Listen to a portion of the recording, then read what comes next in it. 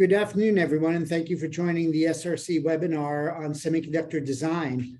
I'm David Isaacs with the Semiconductor Industry Association, and this webinar is both a timely and very, very important topic.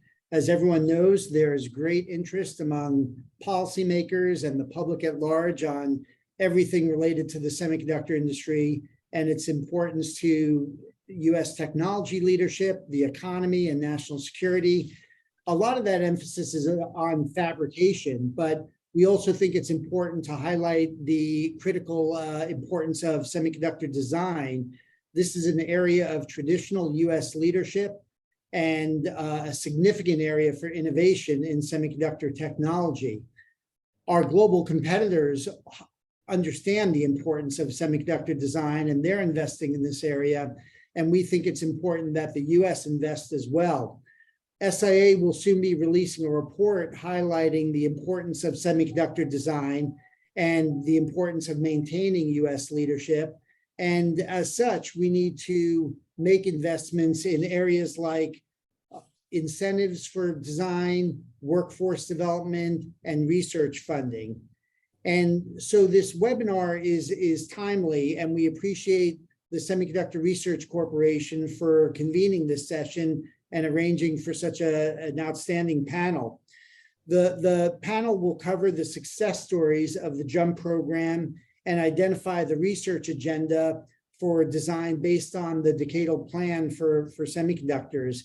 And it's important to note that each of the seismic shifts highlighted in the Decadal plan will require improvements in materials and manufacturing and architectures, but also in design, EDA tools, and related technologies.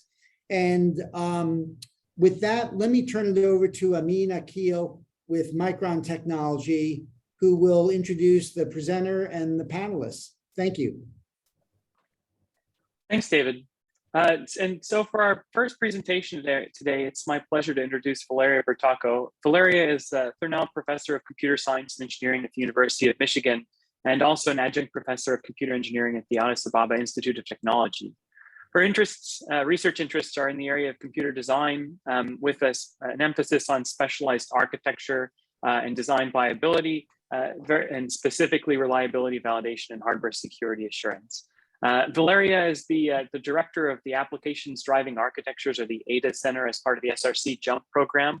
And it itself has the goal of reigniting computer systems design and innovation for the 2030 to 2040 timeframe through the use of specialized heterogeneity, domain-specific language abstractions, new silicon devices that all show benefits to applications. And so with that, it is my pleasure to introduce Valeria, who will kick off our session here with a keynote. Valeria, the floor is yours. Thank you, Amin. And good day to everyone, or good night, depending on where you are. So as Amin said, I'm the ADA Center Director, and incidentally, I'm also a professor at the University of Michigan, which is a secondary aspect here. So let's get into the discussion. You probably all know that device scaling has been slowing down for the past 15 years. It used to be the case that much of the innovation in computing system and computing system design really came from the tailwind of scaling. Indeed, there was, I cannot say there was a rule of thumb in architecture that when you come up with a new idea and a new innovation in architecture, you're really only contributing 20% of that overall performance improvement. The rest is the underlying devices giving better performance and a better energy profile. So with that slowdown, what has happened? Architects and computing system designers have been transitioning to specialized architecture as a way to extract the innovation and the performance and innovation trends that they were used to in the olden days. I would say that's a trend that started around 2015, 2016. I'm not going to claim that I know who was the first person to design a specialized architecture, and there were a few spots ideas even in the earlier days. But as you can see here, this is a little sampler.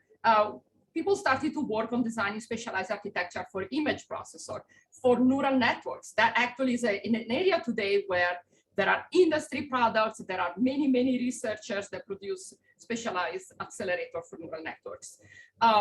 PIM acceleration, and this is an example from another center in JUMP called CRISP. Indeed, this by Kevin Scadron, one of our panelists, that does bit-level parallel computation, so it can accelerate a lot of that arithmetic operation right next to the memory. And then another example here, more recent, is on sequester encryption, which is a proposed idea as an alternate to homomorphic encryption.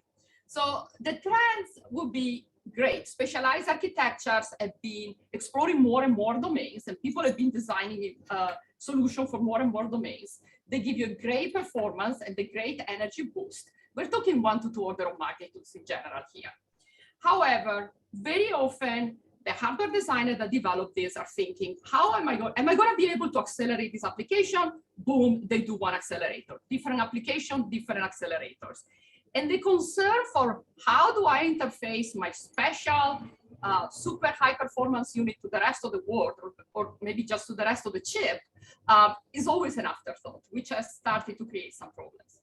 Indeed, the proliferation of specialized architecture has been massive over the past 5 years. Here I'm showing just, I would say, a sampler of a specialized architecture solution that's been developed within the ADA Center. And this is just, I would say, a subset of the research community in architecture that's been developing all this. And so what we've seen is, if you look at this, there are specialized accelerators for graph processing, for genomics, for natural language processing, of course, for neural networks, for speech recognition, for image analytics, for security and privacy. And you can only imagine, as people think of an application, they think how to accelerate it, if it has any demands in computing performance. So the results of this proliferation of accelerator has led to a few problems. There is a very high segmentation, right? Not only at the application domain, in many cases it's to the application. The interfaces of this unit with the rest of the system is unmanageable because everybody has their own. So creating a lot of complexity in integrating multiple units in the same platform. And then of course, programmability is always an afterthought. So every unit needs its own interface for programming it, and it has presented lots of challenges. For instance, they're almost unapproachable by compilers. So I talked about the ADA Center. Let me just give you the 30-second overview of what is the ADA Center. It's one of the JUMP centers that was mentioned in the introduction. The name is inspired by Ada Lovelace, that was the first programmer in the 1800s, the first woman programmer.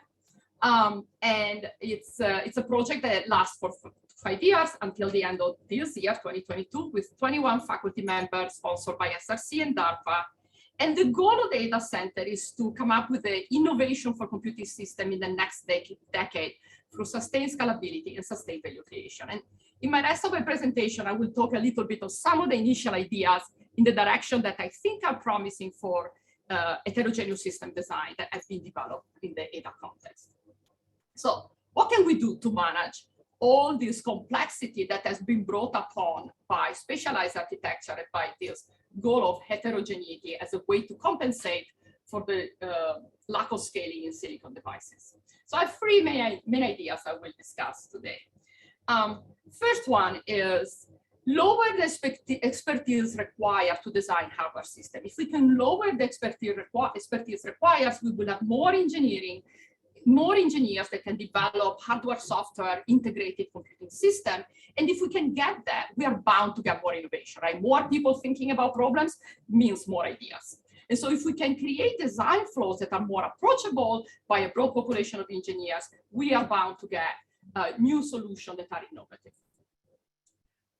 Boost the optimization opportunity. So of course, the key underlying idea to specialized architecture is if instead of trying to do a general processing units, I can specialize into one domain, there are opportunities to simplify, to prune some of the logic, to optimize the computation that should give me better performance.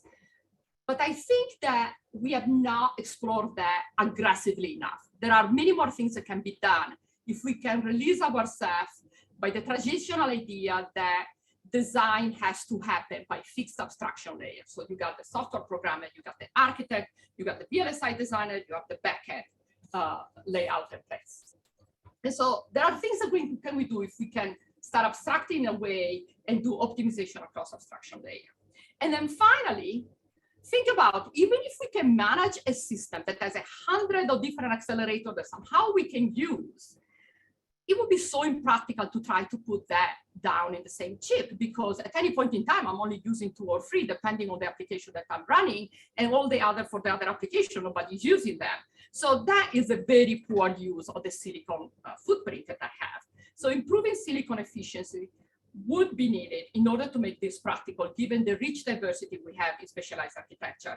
And in order to do that, I need some flexible fabric so that at any point in time, I can have maybe a handful of accelerator alive and used by the application. And when the application changes or move to a different phase, I can change that over. There are a couple of byproducts that I'm going to discuss as I go through. The first one, as I said, having more people being able to do design is bound to reignite innovation in computing. The last one, if I can use silicon more efficiently, I know I will be able to lower carbon emission because I can reuse one. That's one of the key tenets of sustainability. I will be able to reuse the silicon for multiple purposes, so I avoid creating silicon chips and silicon components for many different applications. So I'm going to look at each one individually and give you a couple of pointers of what is emerging. One of the traits that has emerged, I would say, in the last 7 to 8 years are domain-specific languages. Very high-level programming languages specialized for a specific application domain. Think graphic design, think genomics, think graph computation, and so on and so forth. They are there to boost the productivity of the programmer. They are not really concerned with where is this program going to run and what platform is it going to use. So they do achieve the goal that a broader population of engineers can use it. Indeed, all the software engineers can use them. However, they are not very good at using specialized hardware. They are very good at using C and C++ at their backend and going to a CPU. So if we could leverage specialized architecture in the concept of domain-specific languages, we can get both productivity and performance. Today, at best, compilers can have a black box API that people can call if they know that they have it available. So what is Ada doing? Ada, with the research within the Ada Center, has started to explore end-to-end design flow where somebody writes an application in the domain-specific language, and we compile all the way to a heterogeneous system that has multiple accelerators that can be leveraged. Let me tell you for a second what I mean when I want to expand the population of engineers who can participate to that. This is a little summary of some of the courses taught at the University of Michigan in computer engineering. The blue boxes, light blue and dark blue, are hardware classes. The light blue is an elective, so of course fewer people will take it, it's more advanced. And the dark blue is a required class for anybody in computer engineering. We are moving here on about 300 students per year. I'm doing calendar years. The yellow bars instead are classes taken by people who are pursuing software engineering specialization. Again, the dark yellow is a required class and the light yellow is intro machine learning, so it's an elective class. You can see there is a huge gap. If I could get all those dark yellow people to be able to write a program that then brings in the right accelerator in a heterogeneous system, I am bound to have much more ideas on the table than if I only use the dark blue people. So what have we been doing in the data center for that? This is a design flow that we've been envisioning and enriching since day one. The green boxes are all domain-specific languages. The idea is that all these domain-specific languages will go into the yellow boxes, which has intermediate representation.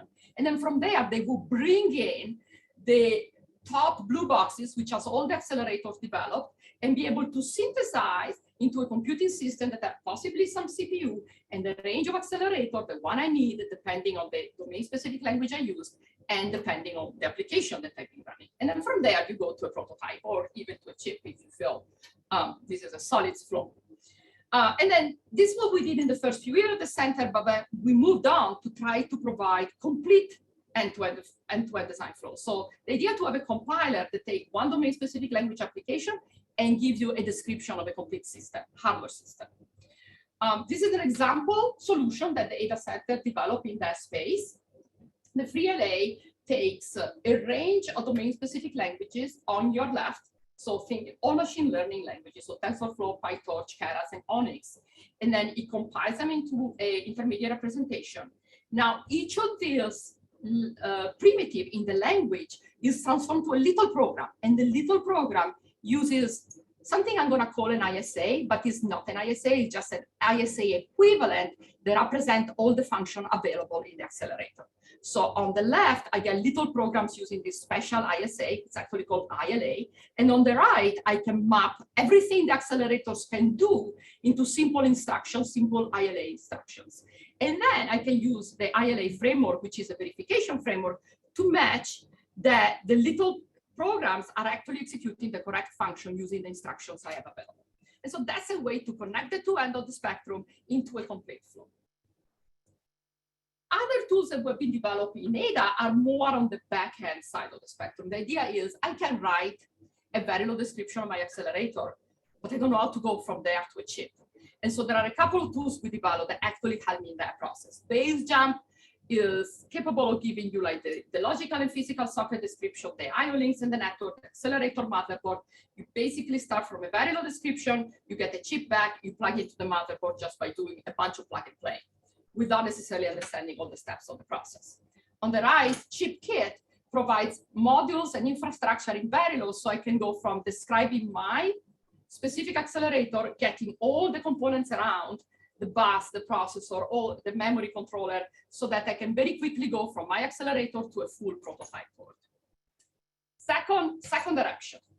As I said, let's be more aggressive in optimizing for the specialized architecture. Let's blur the hardware abstraction layer so that we can cross-optimize. Because if we do that, then we can extract even more performance and energy improvements than is possible today or than is common today. A couple of solutions that Ada is being exploring in that space, they're actually taking very different approaches to this. Primax is a solution that matches, again, a domain-specific language to a range of hardware accelerator, but is not concerned about functionality. It already assumes you figure out what's the right function. What Primax does, it tries to find the best functionality that gives you the best performance or the lowest energy profiles, or whatever cost function you're trying to optimize for. And so it takes hardware accelerator that technically are doing the same stuff, but they're doing it in a different way. And they can figure out from the context situation, which is that I want to invoke for which function at what time.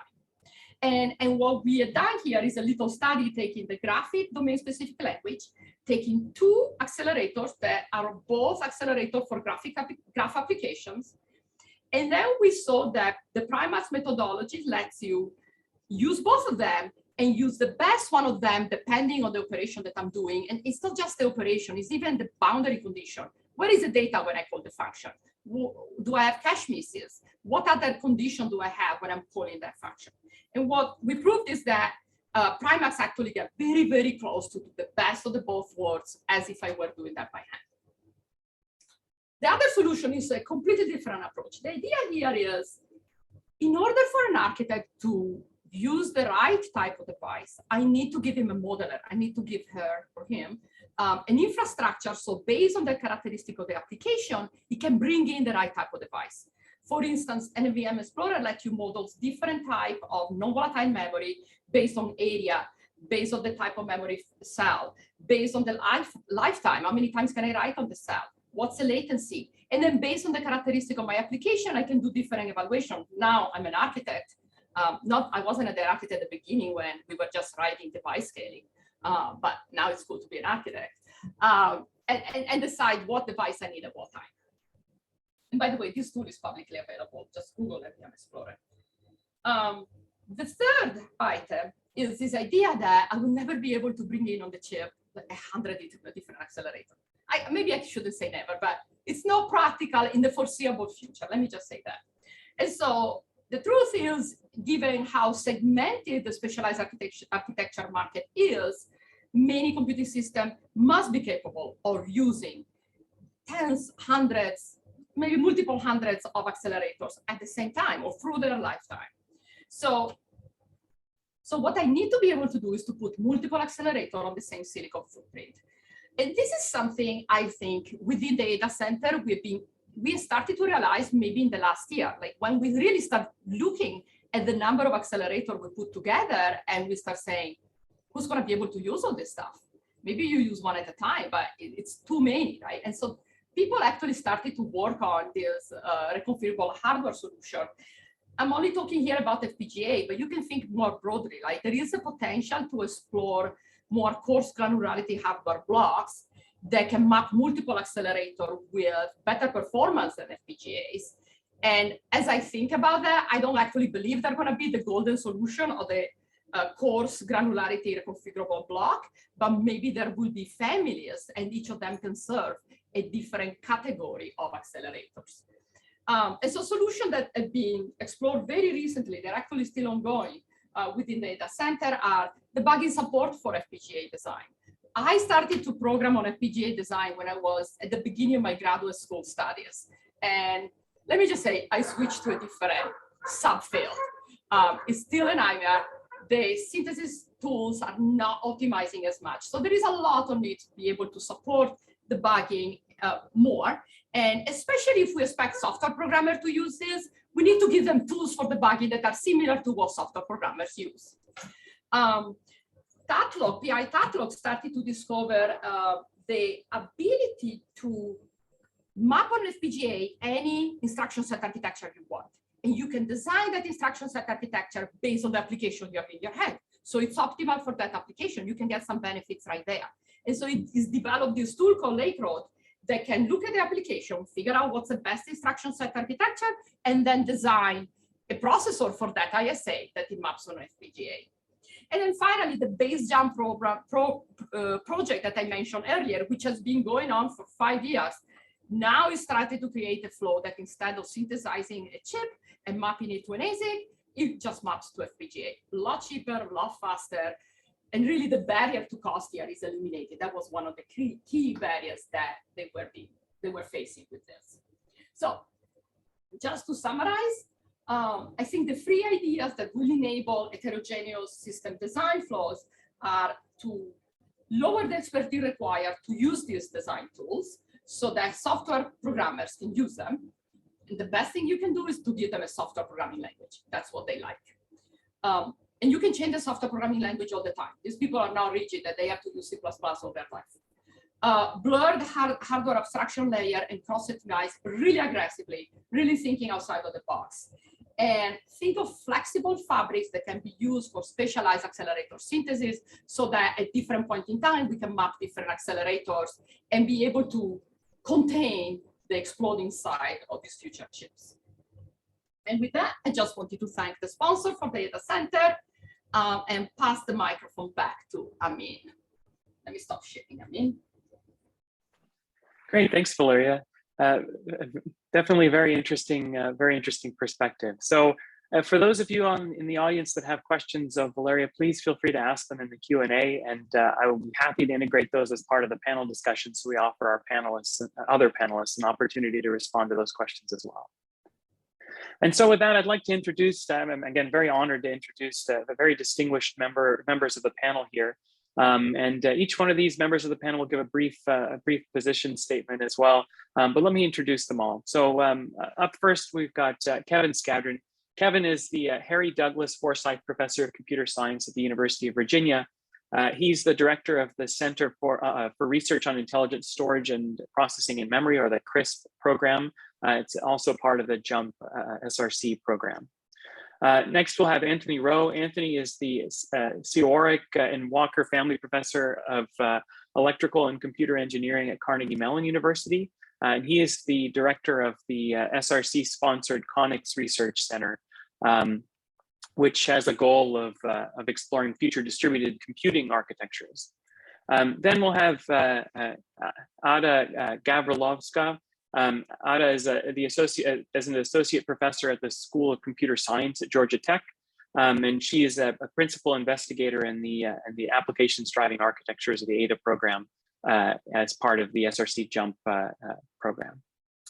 Then representing some industry perspective, we have Andrea Kells. And Andrea is a director for research ecosystem at ARM.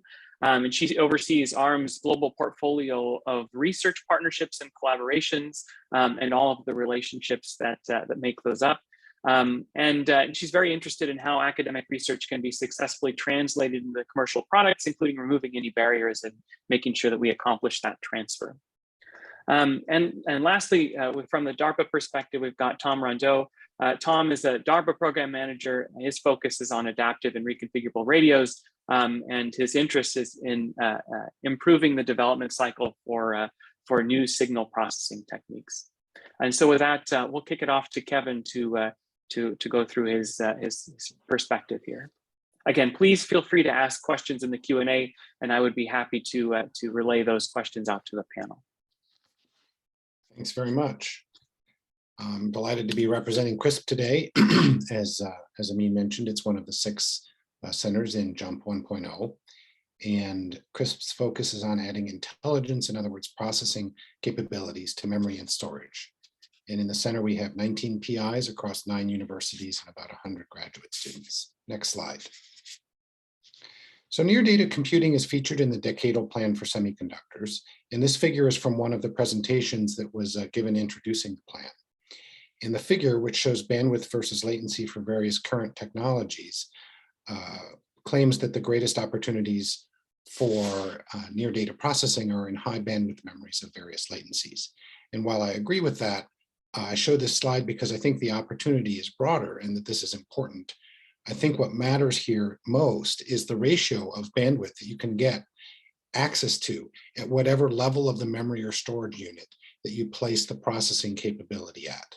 So for example, whether you place it at the subarray level in DRAM or at the bank level or off chip at the channel interface, the opportunities, at the risk of oversimplifying, the ratio of those two data access bandwidths is roughly indicative of the potential speed up that you get from whatever that level is for near data processing. Of course, it's worth noting as well that in ultra low power embedded systems, there's another motivation completely independent of whether you get any speed up at all, which is just the potential energy savings that you can get when you're constrained by your energy source. Next slide. So why now? The memory wall was a term first coined at UVA by Bill Wolf and Sally McKee almost 30 years ago. So it's an old concept. And previous research waves of work on PIM failed. So we had a couple of waves in the sort of 80s, 90s, and then again in the aughts. For decades, we found ways to work around the memory wall with caching, prefetching, and so on. But now these techniques are breaking down for all the reasons you see listed here: irregular access patterns across huge data sets, and so on. And so now there's a higher level of pain motivating interest in this. Furthermore, the energy cost to move data to the CPU, perhaps just to be touched once for something simple like an integer add before that data is evicted again from the cache, is becoming a real problem in designing systems that can fit within a power or thermal budget. So that memory wall is really becoming a solid brick wall now. At the same time, that opportunity, the benefit potential, has always been there in the form of the much higher internal bandwidth that I was referring to and the energy savings from not moving the data. So in my view, as with most design issues, when the pain of the current paradigm finally becomes unbearable, that's when we start to contemplate paradigm shifts that might be difficult design options that we weren't willing to contemplate earlier. And this sort of pain as a motivating factor is actually something I wish in retrospect I'd made a bullet. You need pain in a market to make a big change in design, and it seems like we're finally reaching that point. We even see several intelligent memory and storage products on the market today. Next slide. So here are some of the design questions that we've been working on in CRISP and some remaining open questions that we've been identifying. Of course, this is just a little nugget. It's hard to distill 19 investigators' work over 5 years into just a few minutes of a panel position statement. But just very briefly, one of the major questions that we've been exploring, and I think still remains an open question, is where do you put the intelligence? There's a huge design space. Do you put it in the bit cells, at the chip interface? There are different complexity, area, and efficiency trade-offs here. As we move further away from the bit cells, we lose bandwidth, but also we simplify the design and lower the area overhead. CRISP identified several candidate designs at different performance and complexity design points, but I think there's still much more work to be done. How do you orchestrate the placement of data and compute? So moving compute to data is great, when you can really put the compute right next to all the data that it needs. But often in a more complex workflow, as you go through several stages of that workflow, you have the data coming from different places. And so to leverage the benefit of intelligent memory and storage, you have to think very carefully and have intelligent scheduling capabilities to try to minimize the sort of total product of memory and computation migration. And that's very much still an open question. Also, in considering the design space, for memory, do we want memory that is still good, low cost, dense memory that can accelerate some computations? Or do we want accelerators that are fundamentally just accelerators like GPUs and FPGAs and all the other things that Valeria showed that happen to be implemented using memory technology? CRISP has explored techniques for both approaches, and there's a lot of potential. These are not mutually exclusive. For storage, do we still need the overheads of a block-based interface? That's very limiting. What does it take for emerging device technologies to find a market? There's been a lot of research on emerging devices, finding the opportunity where they have a compelling advantage and maybe address a key pain point, like I was alluding to earlier, to fit into the traditional memory hierarchy with SRAM on the CPU or the GPU, and then DRAM as main memory, and then flash as your sort of high-speed storage, remains an open question. But the current technologies are starting to run into some scaling challenges. And my final point is that making the programmer's life is essential, or nobody will use these great designs. And so what we need are high-level portable abstractions. I think GPUs offer an instructive example here. GPUs had several step functions in terms of how adoption increased, and they were punctuated, I would say enabled, by improvements in programmability. First with game engines, then next with CUDA, which was still a fairly low-level programming interface, and then with high-level frameworks for machine learning, like TensorFlow and PyTorch. And what's especially great about TensorFlow and PyTorch and that sort of high-level domain-specific language is that they're so high-level and they provide so much semantic information in terms of tensor algebra that the same program is easily portable to a wide variety of hardware targets.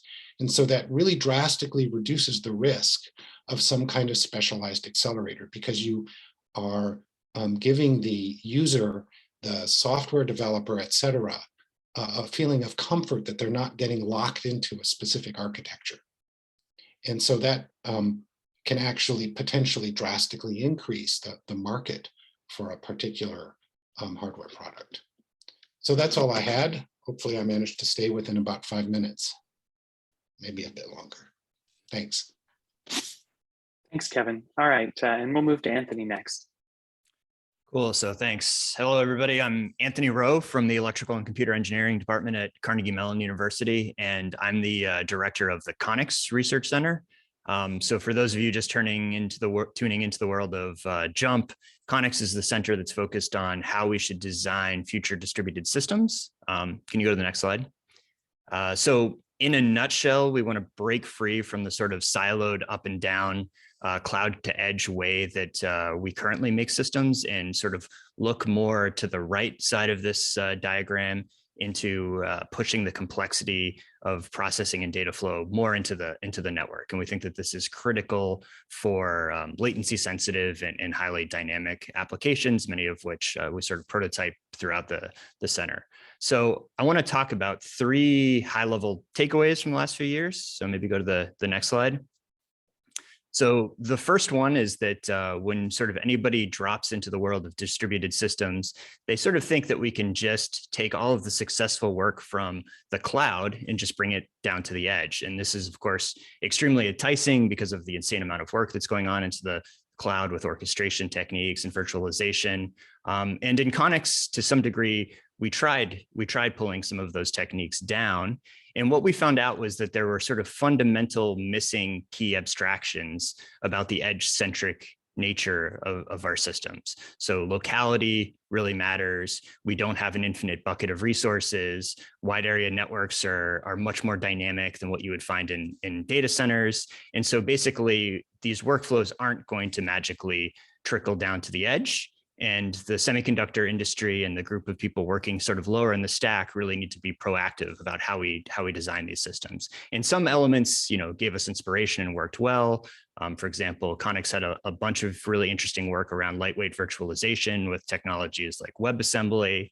But really, I think we still need something significantly different as a departure for edge-centric design. So next slide. So the second takeaway was that sort of the current way we think about benchmarking, I think, makes too many assumptions about the independence of components. In Conics, we prototyped a lot of wild and crazy applications at various levels across the stack. You can sort of see some pictures of them here. We have material on our website if you're interested in following up about more. But we found that side effects from the composition of application workflows often really killed performance. So by the time you look at the overhead of system calls or various IPC components in and around the system, we often talk about sort of the distributed call chain of interactions. Tons and tons of your performance gets lost. So by the time you get an application into the real system, everything that you've done at sort of a microkernel benchmark really has diminishing returns. And so I think we need to think more holistically about end-to-end applications and sort of do better on that front. It's also worth noting that building out these end-to-end applications really brings students together, and it's actually great in terms of collaboration, especially in these sort of center contexts. And then next slide. And the last point, I think this is something that I've sort of heard now from both Valeria as well as Kevin, is that we all like the idea of reconfigurable hardware. But a recurring comment within Conics was always, I want to use an FPGA to make X. So in this case, I'll say like, I want to use an FPGA to make this slide, but it took too long. It was too painful. So I ended up just using a GPU. And to Valeria's point, I think that this is a big reason why many students that are sort of on the fence about hardware, maybe they're kind of leaning towards embedded systems, they really push in higher up the stack. And it's not just skill set, it's also just the time it takes. And so we need to come up with some techniques for actually for making that faster, better, easier, and also more portable. Right now, if you target for some particular accelerator, you get kind of locked into that particular platform. So maybe my last slide, I think, is just a thank you. So again, I want to thank the sponsors for making Conics possible. It's been fantastic. And I think that finishes me just in time, 5 minutes. Thank you. Perfect. Thanks, Anthony. All right, Ada, you're up next. Thank you. So I'm here representing, in my role as a principal investigator in the ADA, Applications Driving Architectures Data Center, and my name is Ada, not to be confused. Next. I will reinforce some of the comments that Anthony made and hopefully give a little bit of a different perspective to some of these things. So we're all aware, and the Decadal Semiconductor Research Plan also points out to this deluge of data, growth, exponential growth of data.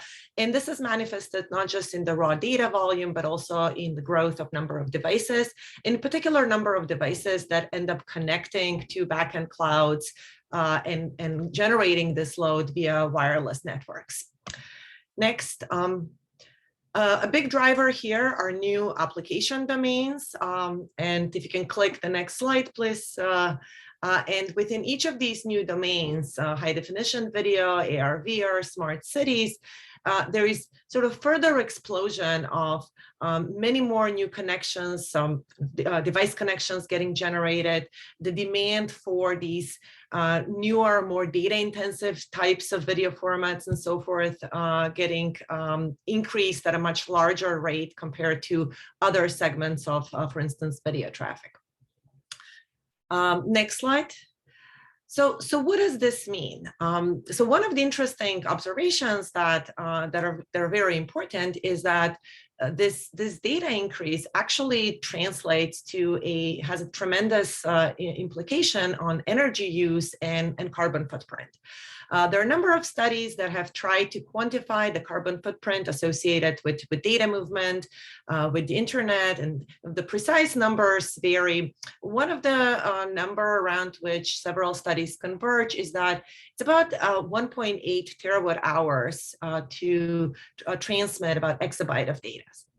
And if you take this number and put this value in the EPA calculator, you will end up seeing that this is 1.2 million tons of carbon dioxide. And the trend in terms of data growth just continues. So next slide, you see what is that 1.2 metric tons of carbon dioxide mean. This is equivalent to huge consumption in terms of equivalence of how many vehicles and miles transferred, how many homes can be warmed up or electrified with equivalent amount of energy. And this exabyte, sort of the 2030 forecast in terms of data movement is about 300 a month. So the volume of carbon dioxide generation that's associated with present day solutions to data access, aggregation, and processing can be really staggering. Next slide. So as Anthony pointed out, edge computing is a technology that can really, or paradigm rather, shift that can really address some of the problems from the perspective of application latency requirements and performance, but can play a key role in addressing the sustainability problem around computing.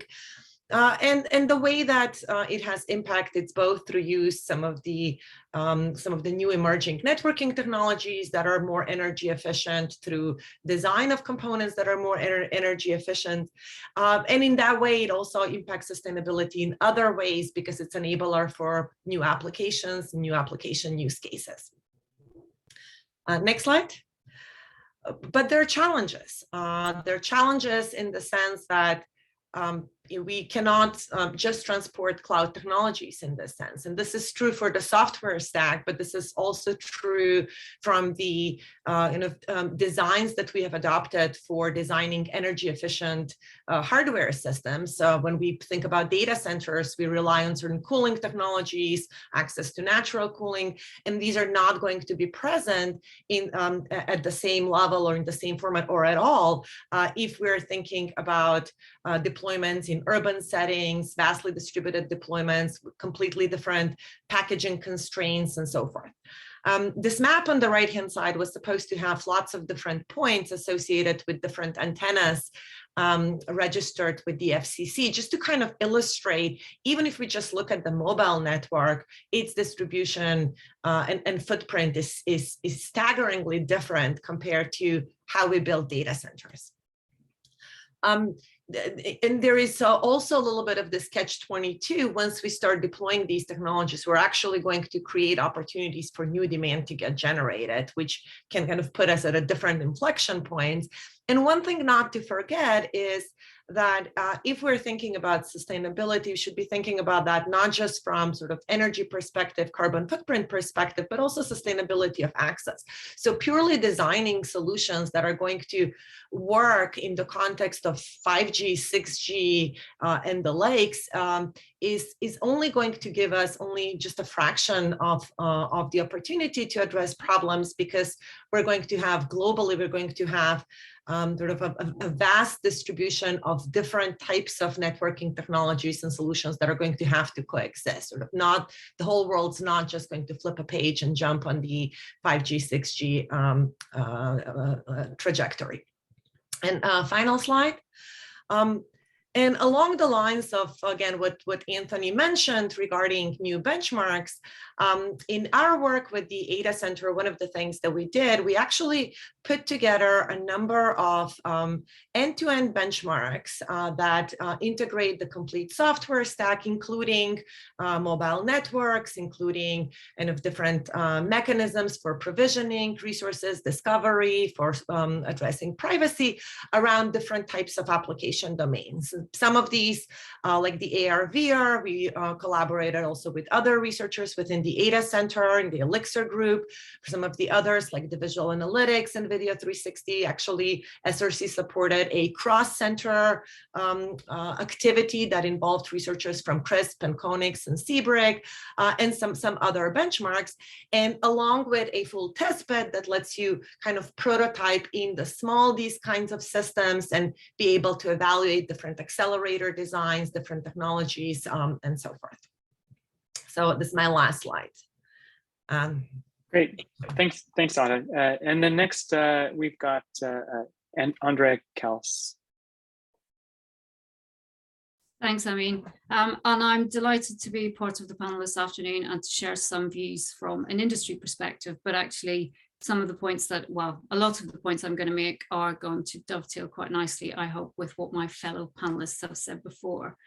So I think, as you will have gathered from what they've already pointed out, there are both challenges and opportunities aplenty here. ARM is obviously interested across the decadal plan. So in order to give some focus in the time available, I'm going to take one of those shifts, which is shift 4, breakthroughs in hardware research are needed to address emerging security challenges in highly interconnected systems, and use that to give some focus from an ARM perspective. And I'm pretty relieved that none of the panelists that have gone before me have already touched on the security angle. So hopefully my talk will complement theirs quite nicely. So JUMP, as many of you will know on the call, has already contributed many advances across the fields of hardware security and across the stack.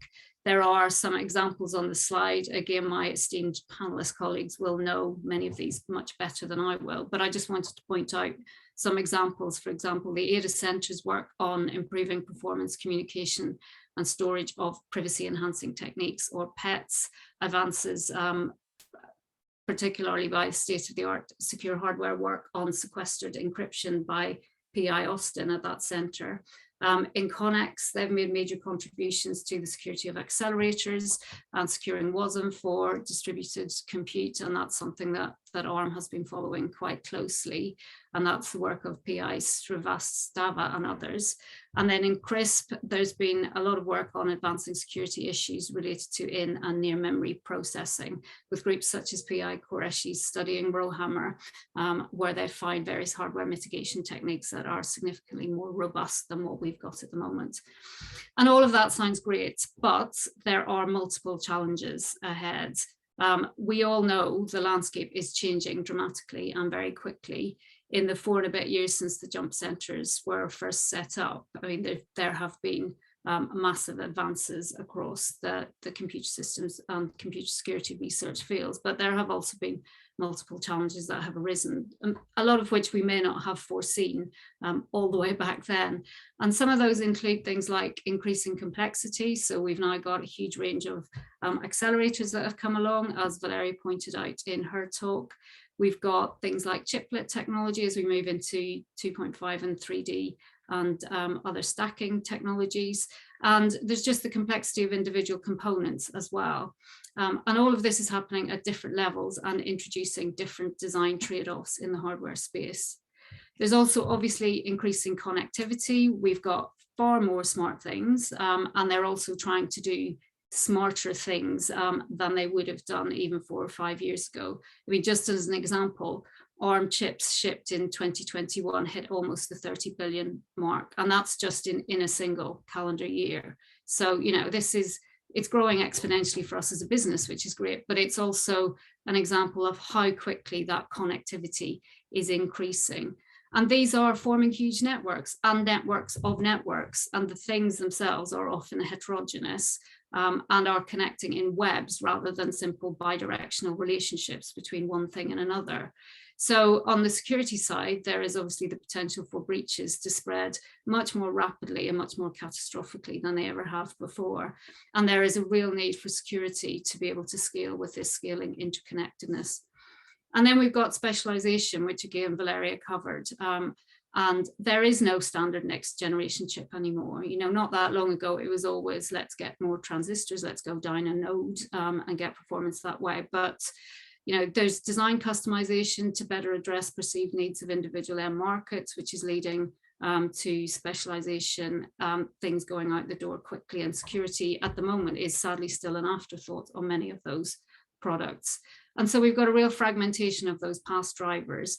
And then you've also got things like aging, particularly in the automotive space, introducing failure mechanisms, and people are starting to wonder how how security might be affected by those kind of external pressures. So what does all of this mean for hardware security? I mean, it obviously does create a pretty challenging landscape for work in this field. And how and where can the academic community make meaningful contributions? I mean, although there are a huge number of challenges, I firmly believe that there's a huge space here where interacting with the academic community by industry partners makes a huge amount of sense. And that is the only way that we are going to tackle some of these challenges. Next slide, please. So, I mean, what I've just described means that security has now become everyone's responsibility. And I mean, everyone connected in the hardware and software design space here, and the various ecosystem around that. So it's very much, and security is very much not about the software anymore. Patches are only going to get us so far. There are far too many attack surfaces and potential vulnerabilities for one company to ever try and tackle on its own.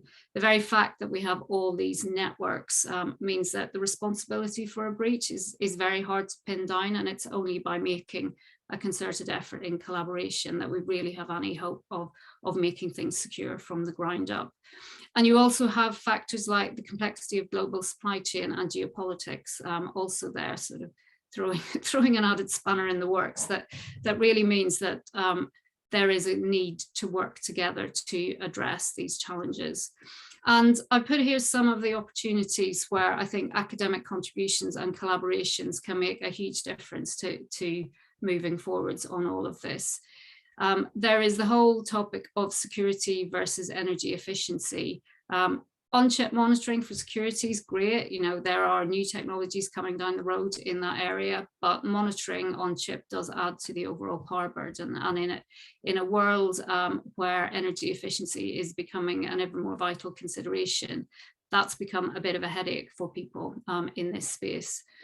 There is scope to improve memory protection architecture. So certainly in the UK government is putting large amounts of money into programs here, and ARM has been involved on something that's called the Morello program, or Digital Security by Design, where we are working with universities and some other companies on the software side to really try and advance memory protection architecture. And that is something that, although it's not SOC funded, it's an illustration of where public funds are used to bring partners together and produce outputs that just wouldn't have happened without that initial collaboration, and is very similar to the JUMP model.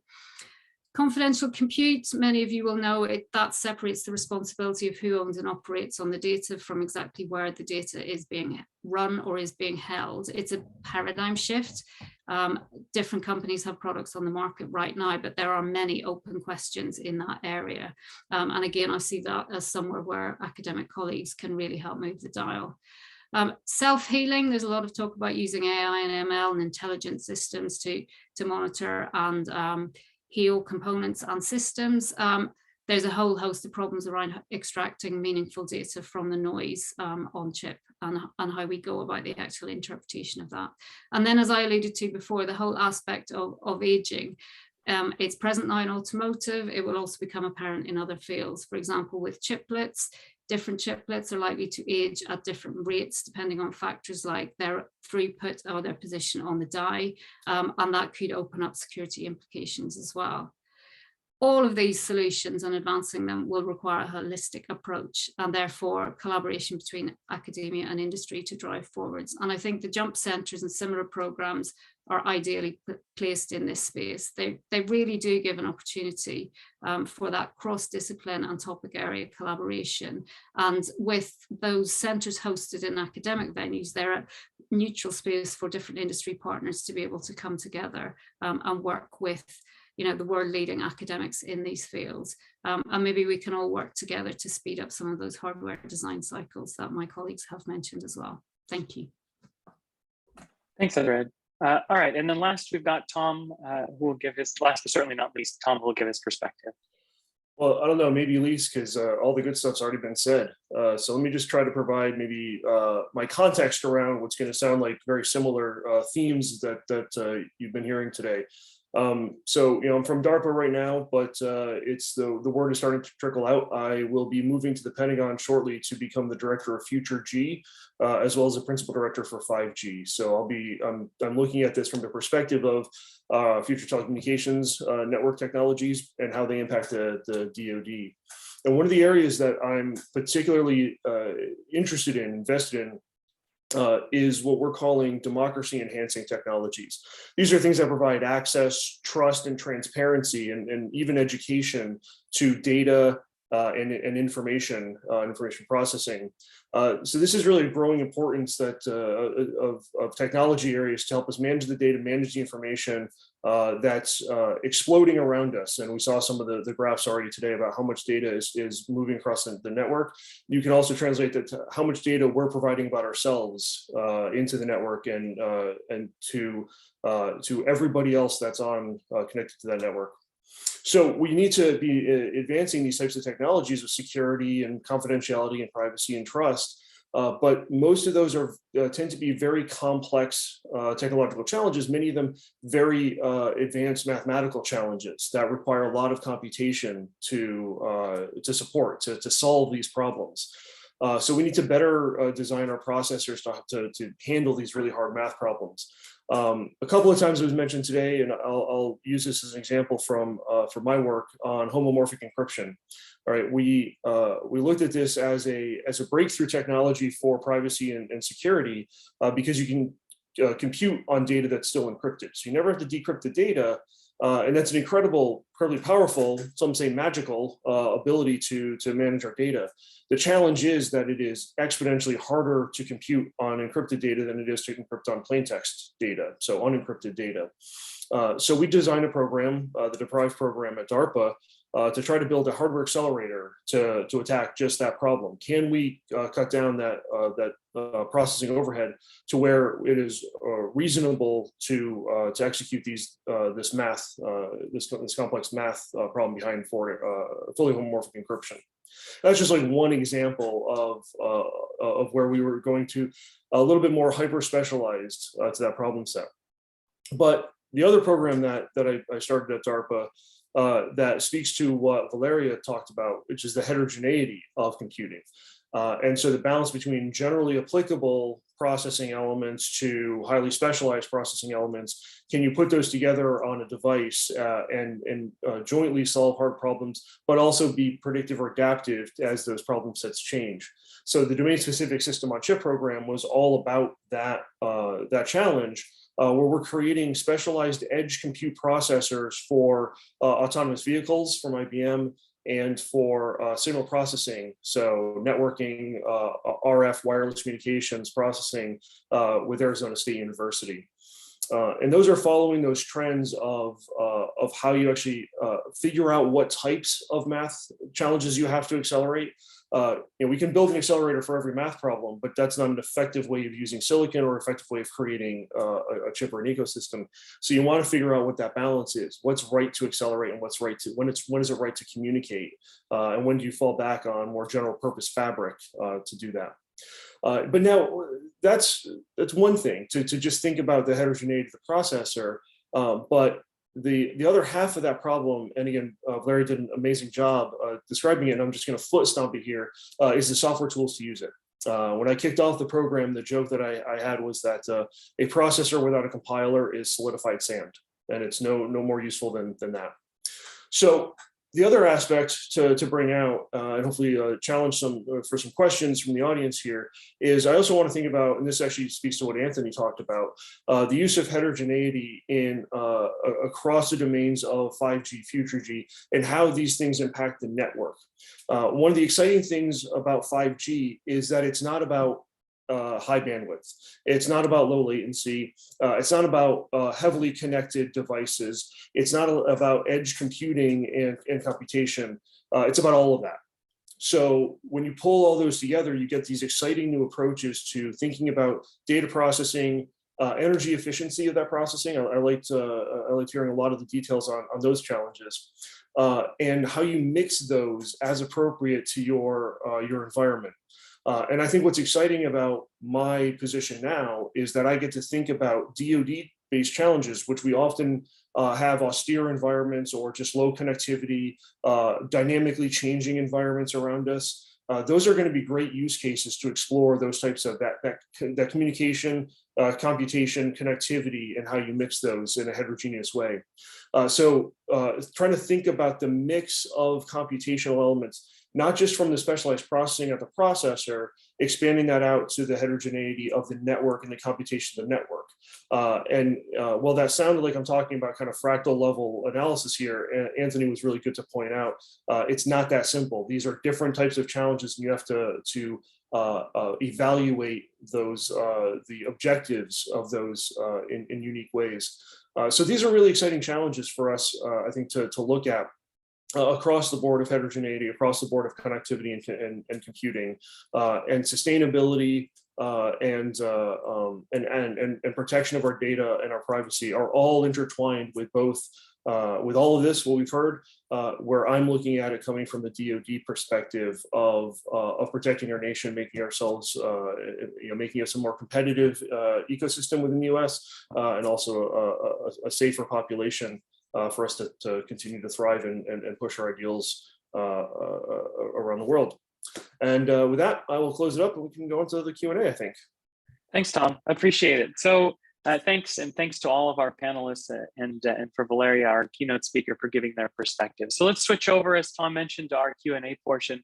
As a reminder for our audience, please feel free to submit your questions in the Q&A box. And if you have a particular person that you've directed your question at, please mention that as well, and I'll make sure to direct it to the individuals that you are interested in hearing feedback from. So let's start off here with a question from the audience. So and this is primarily directed at Valeria, but I'd like for both, actually for Valeria, actually Ada, Anthony and Kevin to weigh in just from an academic perspective. The question is, there's always been this push towards specialized architectures, and it's never really materialized except in very specific cases. Is now different from a technical perspective? Do we see something different now than in the case where only GPUs and FPGAs have really been the main accelerators? Maybe Valeria, you can start us off. Yes.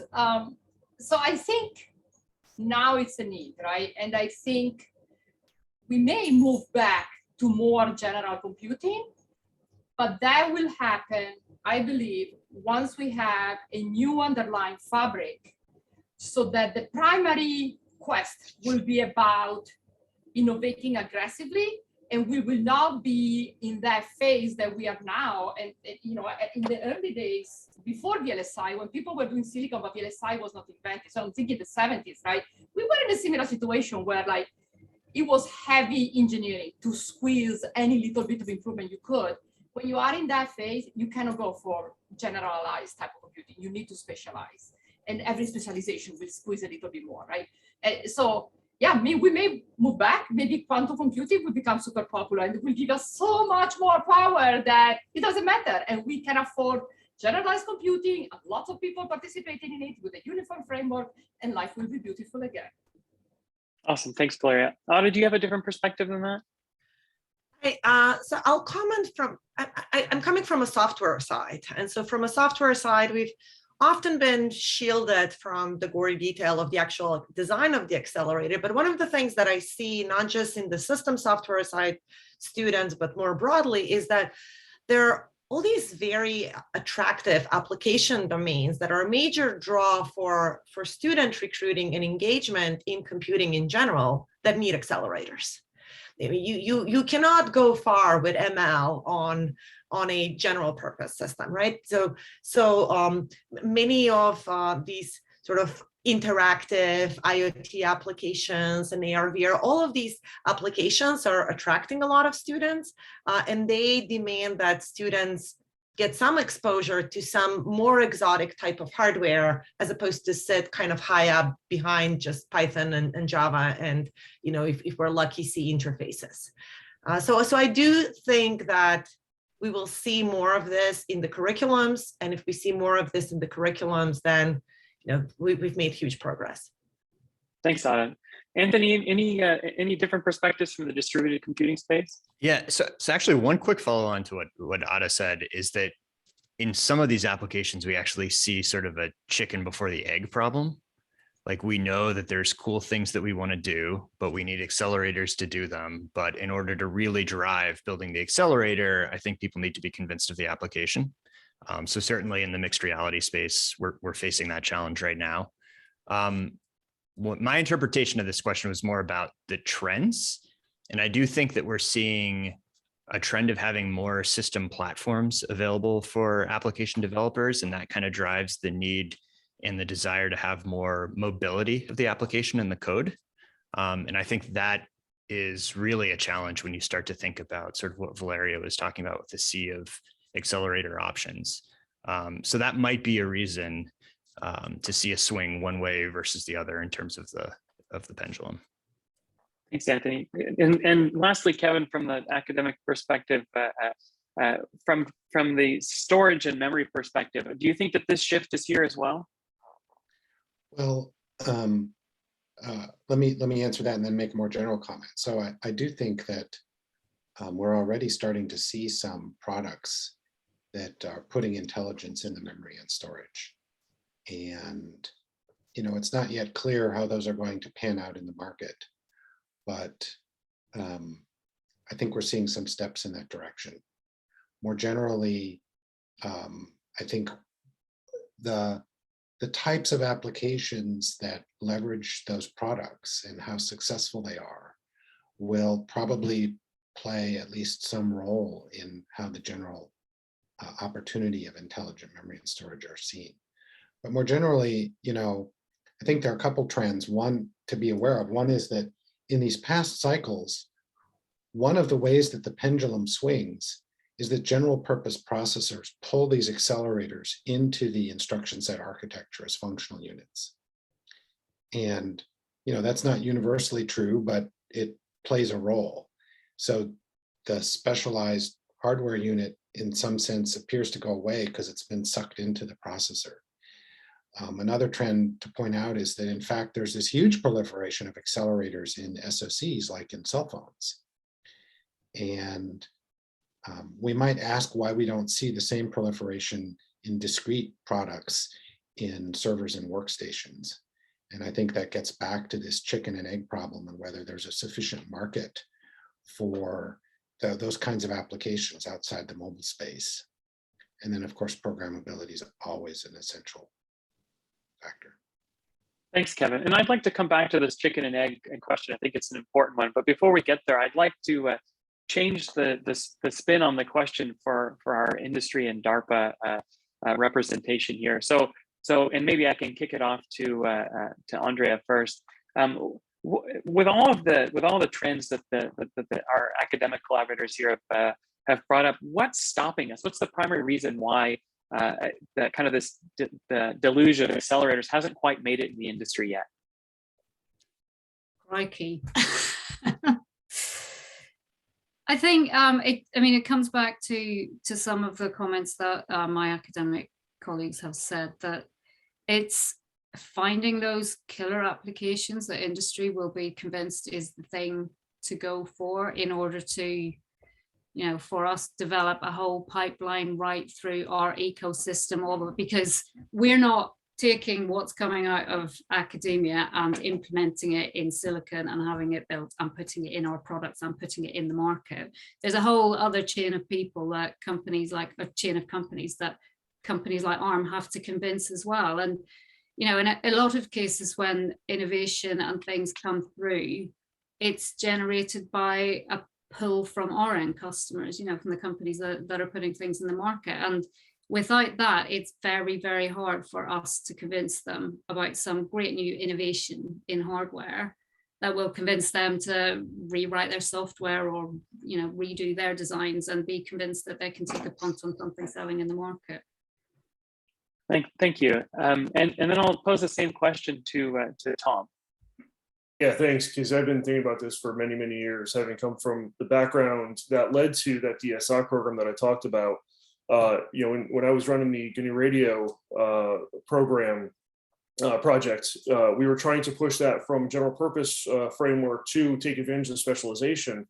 And we tried a number of chips that were on the market that claimed heterogeneity.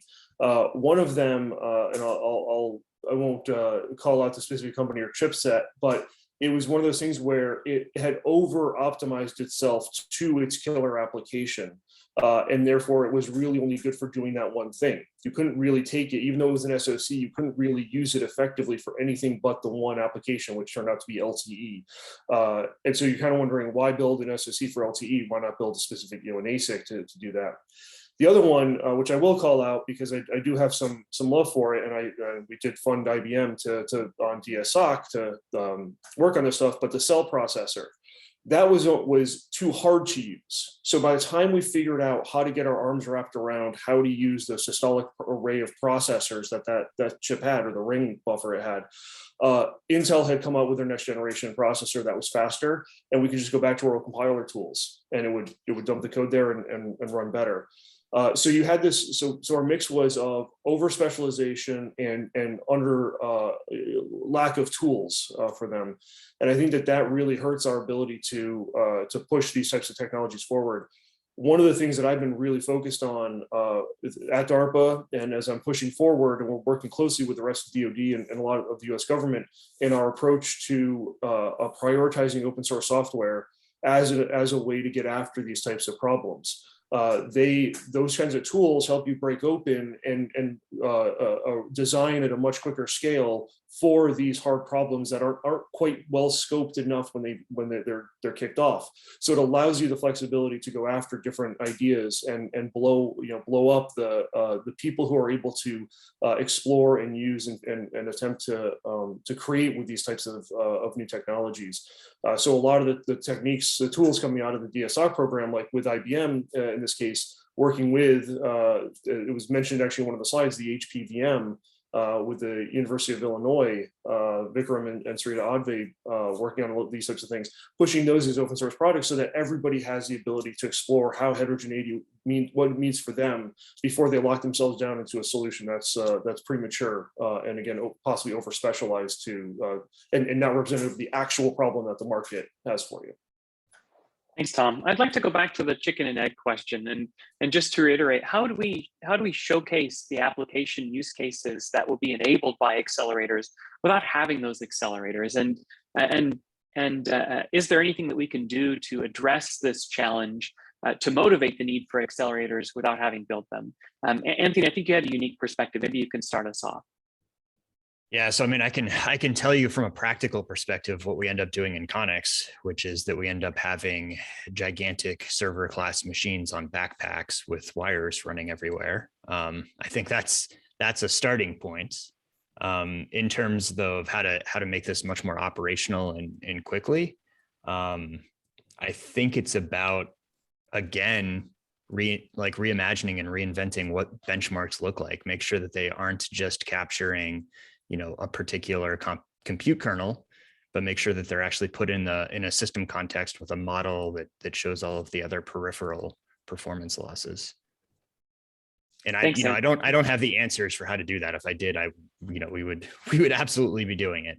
So I mean, this is something that's still very much evolving. Thanks, Anthony.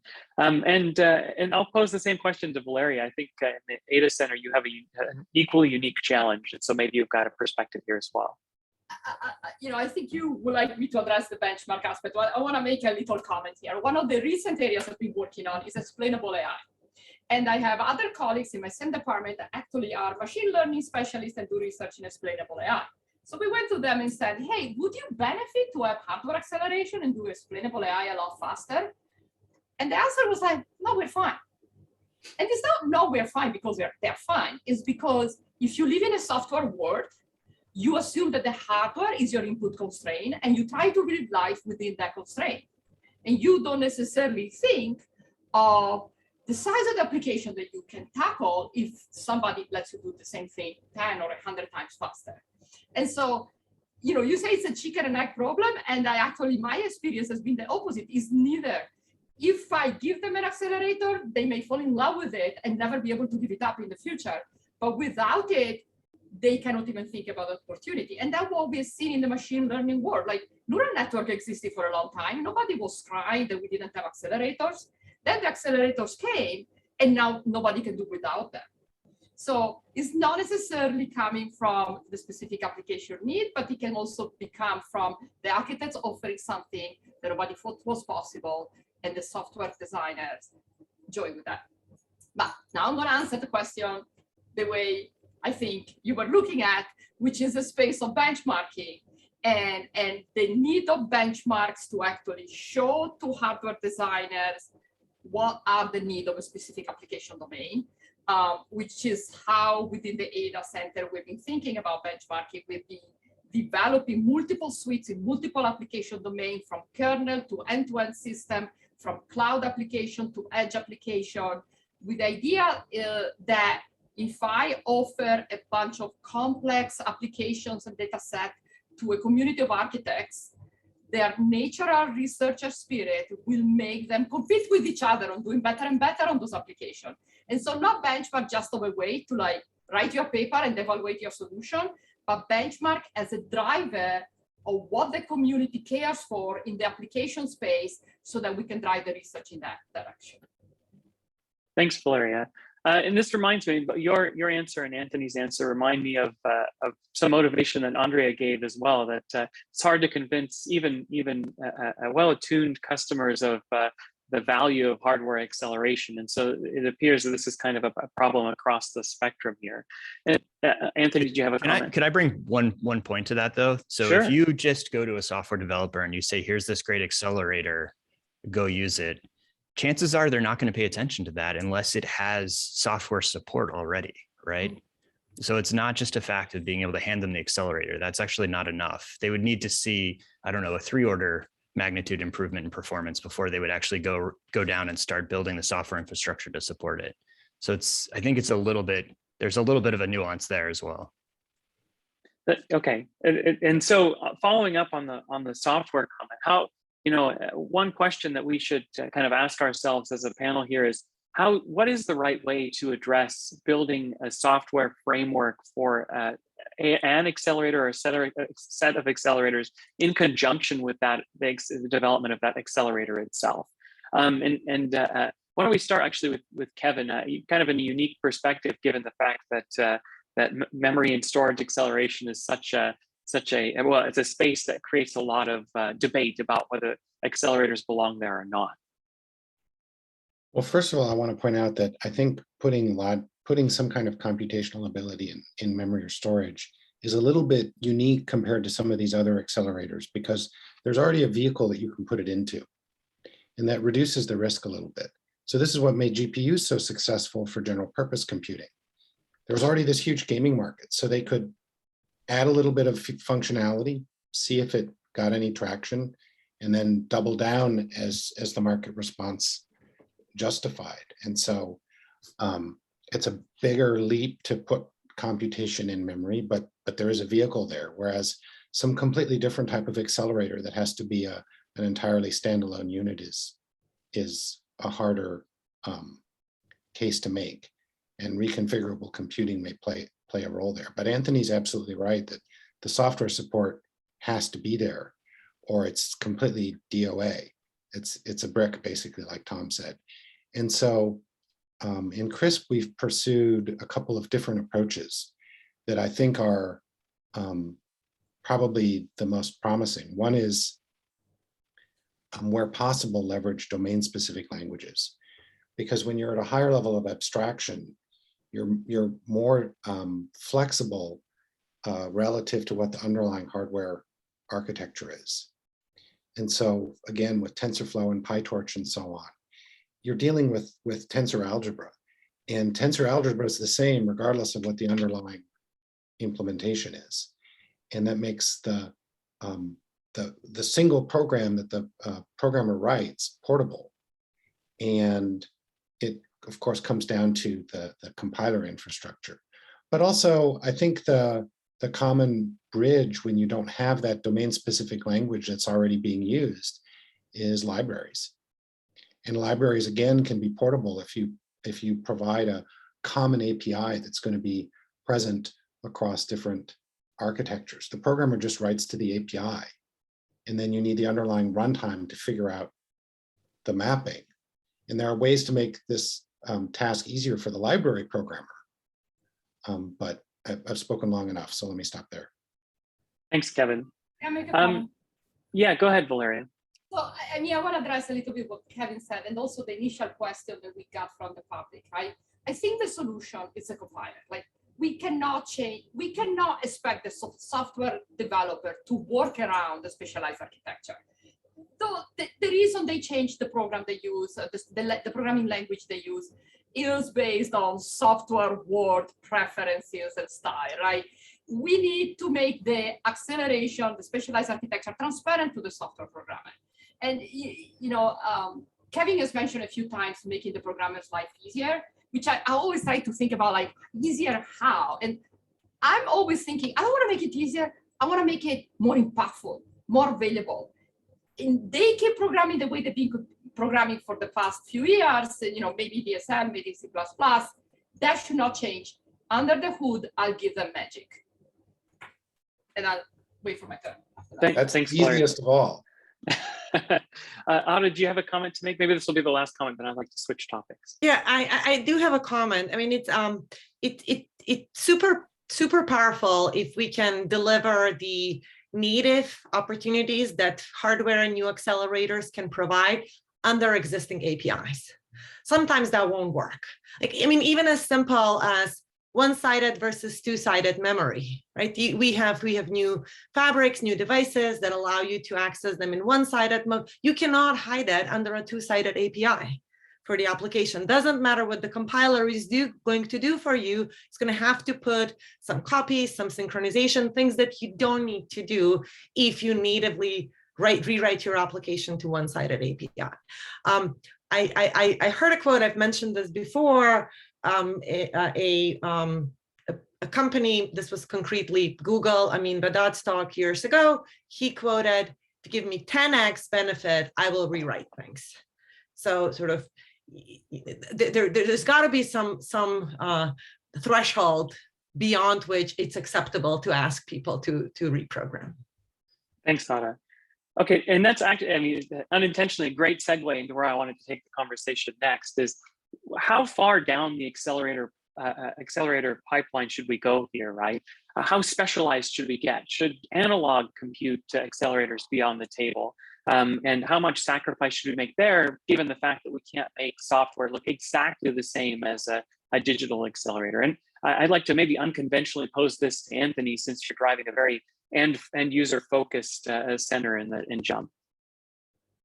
Yeah, so I think my reaction to that is, I would love that level of performance boost if it was available, but I think realistically, it's going to be the long tail of system design.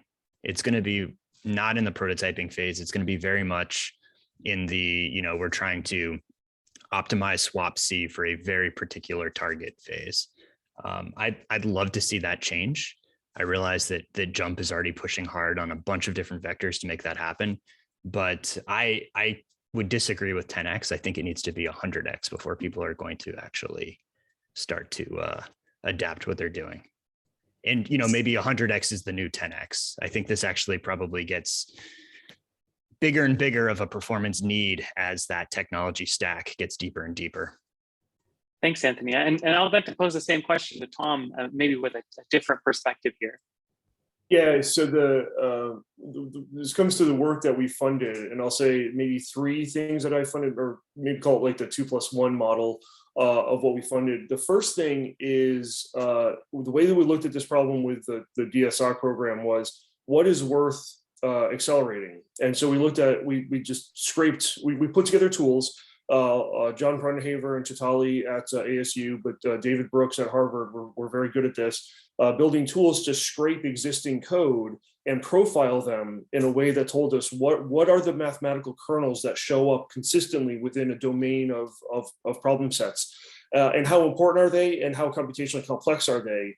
And that will lead us to an understanding of what is going to be important to accelerate, what's going to get us that 100,000x performance improvement if we go to that as an accelerator. So going at it from here's existing tools and code within this problem space and tackling that. The other kind of two are related, which is investments in emulation and simulations. So if you look at the DS3 simulation framework out of Arizona State, your ability to actually explore quickly in a software simulation what's going to happen if you go to accelerate a certain math kernel or an algorithm, that's going to give you some confidence that you're what you're going to do if you actually try to build out that accelerator, that chip. And then from there, investing in the full system emulators. So using in our case in Deprive, we're using the Palladium system from Cadence that sits up at Wright Pat Air Force Base. So we can fully execute those chip designs and get initial feedback on them before we even go to tape out. So we're not even building silicon until we're sure at all level that we've done the right thing, so that when we get to tape out, we hopefully have one-time success. So those are some of the things that I look at to provide the idea of how to value and how to analyze your solutions from the beginning. However, I'll say to finish this off, I agree with Anthony. I think it is at least 100x. Deprive was an exciting program because FHE, we analyzed it at a million X overhead. So trying to shave off 5 orders of magnitude minimum from that in that program, that's a good enough goal to go after. Because if you don't, 2 years ago, we kind of crafted the program. The analysis was that to train a 7-layer convolutional neural network, which is a very simple neural network these days, over 10 iterations was going to take about 13 years. You can't experiment. You can't learn anything if you're on that cycle of development. So improving that was important to us, and that turned into an interesting challenge that we knew was valuable. So I think that's the take there. Thanks, Tom. And just slightly adjusting the question and posing it to you, Andrea, what is given the difficulties in taking accelerators from the ARM perspective and trying to proliferate them out to your customers, what is the bar? Is it 10x, is it 100x, or is it 100,000x? I mean, I think it's more than 10x is our experience. That the project that I mentioned or name checked in my talk, the Morello program, the Digital Security by Design, I mean, that the UK government is funding. They stepped up to do that because they noticed through discussions with us that there was a market failure. I mean, this is about memory security, but that there was some of our big customers, on the software side, some of the guys who are building cloud services, web services, they did not want to invest in rewriting software, taking the risk of experimentation with that, because it's a huge effort, until they were sure that they would have hardware that worked. And us telling them that it would probably work if we built it was not enough for them to ink contracts to make the investment on their side. And similarly, without an end customer, hardware design is incredibly expensive. We were not going to go ahead and experiment to that level ourselves. So to try and break down the barriers and to allow us all to advance on something that both parties and lots of partners around the side, including academics, were saying was fundamentally necessary, that we needed to go down this route to try and secure things from the ground up. But nobody was prepared to stand up and do it. Regardless of the promises on both sides about how much the performance gains might be, somebody had to step up, and I think probably $40 million US minimum was thrown at it as a starting point. So it's a big hurdle. Thanks, Andrea. Okay, so I think we have time for one more question, and I'll try and motivate this quickly. So with all of these advances in accelerators, how do we handle the security challenges that come along with them? And how much of a decrease in that over 10x or 100x should we take in order to make sure that security guarantees are maintained? Maybe we can take quick 15-second answers and we'll wrap this up afterwards. Tom, why don't you start us? That is not a 15-second question. I know it's not. But maybe we can do a lightning round of this one.